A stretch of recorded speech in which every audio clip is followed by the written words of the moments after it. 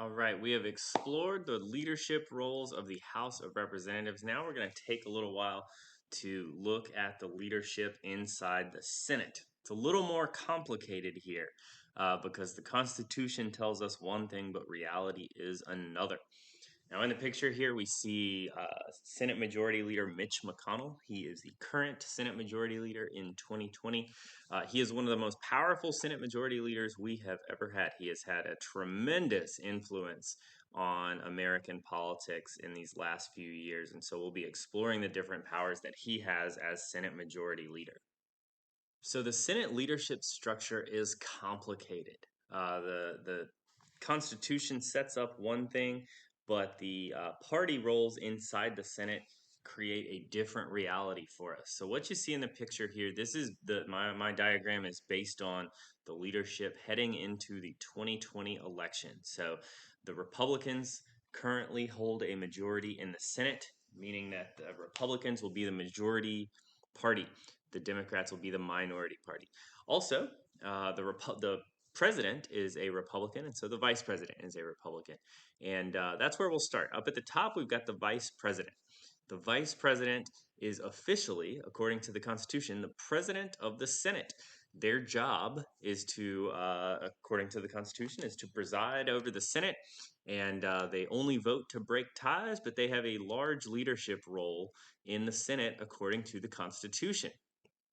Now, because of the way that political parties developed and the role that political parties play in Congress, the vice president in reality is not actually playing those roles day to day in the Senate anymore. The vice president is, in fact, rarely there and is only called to the Senate at the beginning of each term and when it seems like it might be necessary for them to break a tie. Just below the vice president, you see the president pro tempore. This is a ceremonial job, and they fill in for the vice president when the vice president is not there, which is almost all the time. So they'll actually, the vice president and the president pro tempore, you see that chair in the top of the picture there. They sit there at the large desk to preside over the meeting. Now, the president pro tempore is the longest serving member of the majority party, so they are usually the oldest member of the Senate. And so they play the vice president's role when the vice president is not there, which is most of the time. So then I've got my big box there to show you the Senate Majority Leader. I made this big because this is the person that actually matters. The Senate Majority Leader has all of the power to control what goes on in the Senate. They lead the majority party. They put people on committees. They control who speaks and all that kind of stuff. So there's the Senate Majority Leader, who's the leader of the majority party, and then their main assistant, the Majority Party Whip.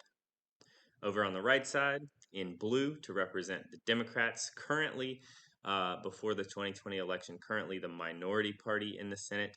The Senate Minority Leader would be the leader of the Democratic Party, the leader of the minority party, and they have their main assistant, the minority whip. Let's take a look at who these people are currently so we know who we're talking about now. Of course, as of November 2020, the current Vice President of the United States is Mike Pence. He is a Republican. He serves under President Trump, so he is officially the president of the Senate and has the power to vote to break ties. The president pro tempore, the current president pro tempore of the Senate is Chuck Grassley. He's a Republican from Iowa. He's been in the Senate for 40 years, making him the longest serving member of the Republican Party in the Senate, and he is 87 years old. So he plays the role of president pro tempore. He fills in for the vice president when Mike Pence is not in the Senate, which is most of the time. Our Senate Majority Leader, the most powerful person in the Senate, is Mitch McConnell. We're going to talk about Mitch McConnell a great deal. He's a Republican from Kentucky, and the current Majority Party Whip is John Thune, who's a Republican from South Dakota. Over on the minority party side, the Democrats, Chuck Schumer is the head of the Democratic Party in the Senate, so he is the minority party leader. He's a Democrat from New York. And his main assistant, the minority party whip, is Dick Durbin out of Illinois. Now, in the election, if Democrats are to gain more votes or gain more seats than Republicans, then Mitch McConnell and Chuck Schumer will switch jobs. Chuck Schumer will become the majority party leader, and Mitch McConnell will become the minority party leader. Let's take a look at the roles of the Senate Majority Leader. The Senate Majority Leader is a tremendously important person in politics. They have an enormous amount of power in the Senate. We'll notice that a lot of their roles are the same as the Speaker of the House. They have a lot of the same powers here. They preside over the Senate, meaning that they enforce the rules of meetings and speaking and all that kind of stuff. They are the head of the majority party in the Senate. They decide which bills go to which committees. They decide which people are on which committees. This gives them a tremendous amount of control over their own party members. So their party members must follow their directions if they want to be on the right committees and things like that. I want to skip down to the bottom. Um, Even though this person is the most powerful person in the Senate, it is also really important to them that they continue to be able to win votes in their state. So they are a regular senator. They have to serve their state the same way all of the other senators do. So they have to continue to win their seat in the Senate by pleasing the voters in their state. So Mitch McConnell has to keep the voters of Kentucky happy if he wants to keep his job as Senate Majority Leader. But here's the big difference. I want to go back one to recognizes speakers. In the Senate, we don't have any rules about how long people are allowed to talk, how long debate can last, and all that. And so, by recognizing speakers in the Senate, Mitch McConnell has the power to control the agenda. So that means he alone has the power, the Senate Majority Leader, whoever that is, has the power to decide when bills get voted on or if they get voted on. It's up to the Senate Majority Leader to bring any bill to the floor for a vote. So Mitch McConnell has been particularly strong in this role. For example, in 2016, President Barack Obama nominated a judge for the Supreme Court, and Mitch McConnell, since he controls the Senate and when votes take place, never scheduled a vote on President Obama's nominee. And so President Obama was not able to name another member of the Supreme Court. This is the Senate Majority Leader using their power to control the agenda. So agenda control is a really important power that the Senate Majority Leader has. This is what gives them so much influence over the laws passed in the Senate. And this is a power that the Speaker of the House does not have in the same way. So the Senate Majority Leader has so much control over which laws get voted on the Senate floor. A couple other leadership jobs in the Senate that we want to talk about. Let's talk about the Vice President for a second. We'll see Mike Pence here in the picture, the current vice president, and that means he is the current president of the Senate. Now, if you look at the picture of the Senate floor, the purple picture back there, the president of the Senate, whether it's the vice president or the president pro tempore sitting in, they sit at that desk up at the top. They have that chair at the very tall desk, and they watch over the entire Senate. The Senate Majority Leader, even though they are the strongest person in the Senate, they actually speak from down on the floor. Since they are a party member and they are controlling their party, they are not given the same symbolic desk position that like the Speaker of the House gets, because that belongs to the vice president here. So presiding over the Senate, this is actually the only job that the vice president has mentioned in the Constitution. The only power of the vice president is to preside over the Senate, and if there is a vote that ends in a tie, the vice president is the tie-breaking vote. So this is what the Constitution says about the vice president. At the beginning of each session of Congress, every 2 years after a new election and a new group of senators is there, the vice president, as president of the Senate, they open the session, they officially start procedures in the Senate, and then they recognize the Senate Majority Leader. So this is a ceremony that takes place as soon as we have a new group of senators. The vice president comes, the vice president hands the speaking power off to the Senate Majority Leader, and that's what allows the Senate Majority Leader to run proceedings in the Senate for the next couple of years. If the vice president is not there, that role is played by the president pro tempore. We mentioned a little earlier, now this is a ceremonial role. This is a position that is awarded to the longest serving member of the majority party. So once the seats are divided up between the parties, whichever party has the most votes, their member of the Senate who's been there the longest becomes the president pro tempore. This is almost always the oldest person in the Senate majority party. So they fill in for the vice president when the vice president's not there, but they do not have the same power to break a tie. Since they are a regular senator who's already voted, they do not get an additional vote to break a tie. If there is going to be a tie, the whips can tell us that ahead of time. So if we predict a tie, then the vice president will come and do their job in the Senate.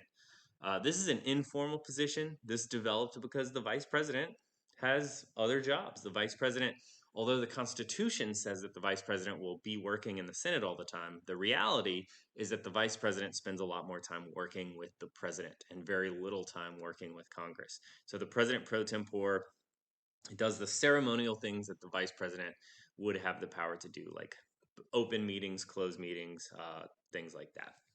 All right, let's talk about one more leadership role now. This one, there are four party whips. There are whips in each house. There's whips in the House and whips in the Senate, and there are whips for each party here.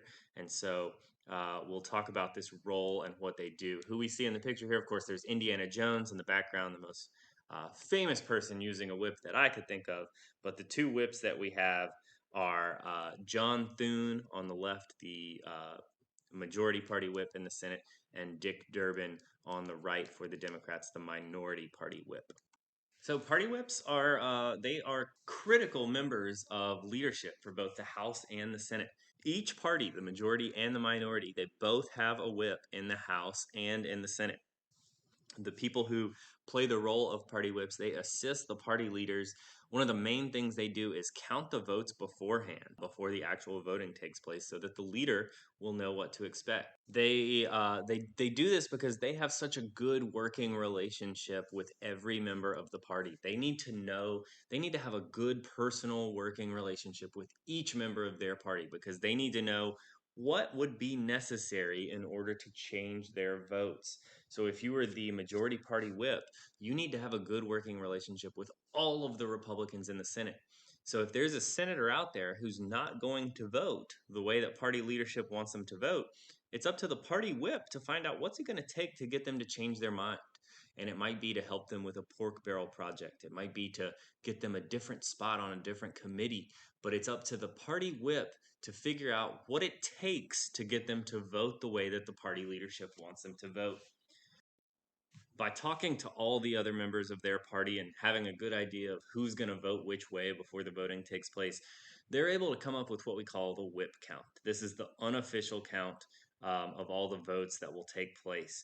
And this is based on what the party leaders have been told by their members. So each member will tell the party whip what they plan to do, and that becomes a part of the whip count. And that's how the party whip is able to tell the majority leader that we have enough votes to pass this bill. It's okay to bring it down to the party floor. So the party whip's roles are keeping up with the whip count, like we just mentioned. So they've got a good idea of who's going to vote for what.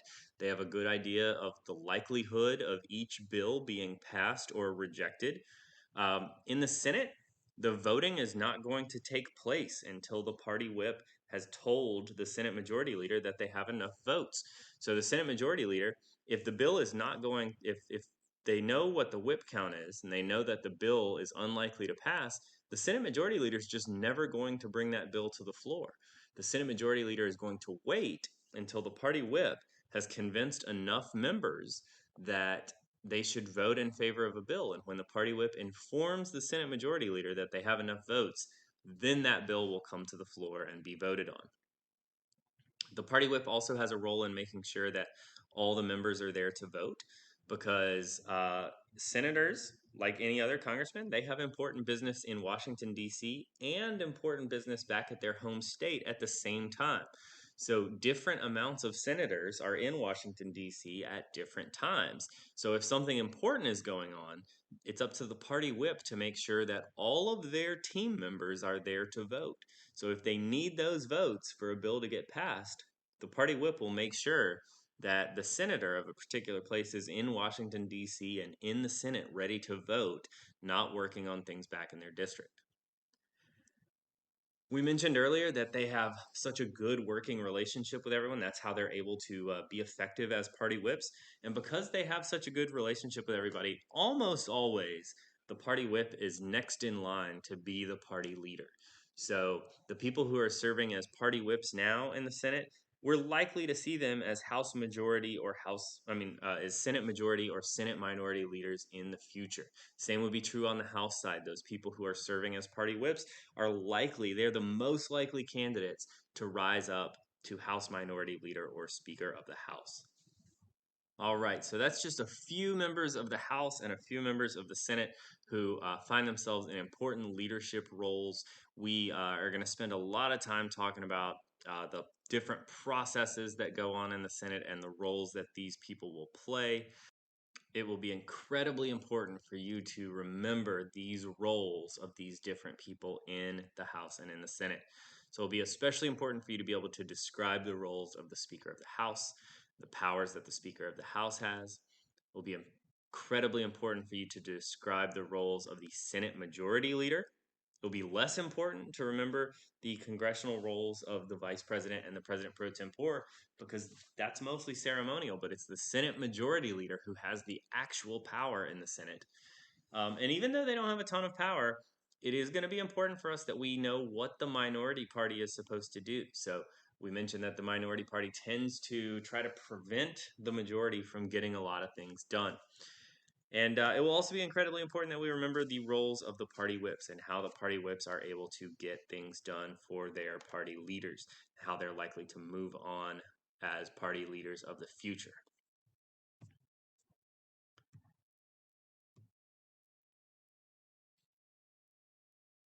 So today was just a brief introduction to several different people serving in congressional leadership. These are very important figures in American politics that your average American won't really know a lot about these people or who they are or what they do, but it is so important that we understand their roles in Congress, their control of lawmaking, and their control of the ways that they would interact with the other branches.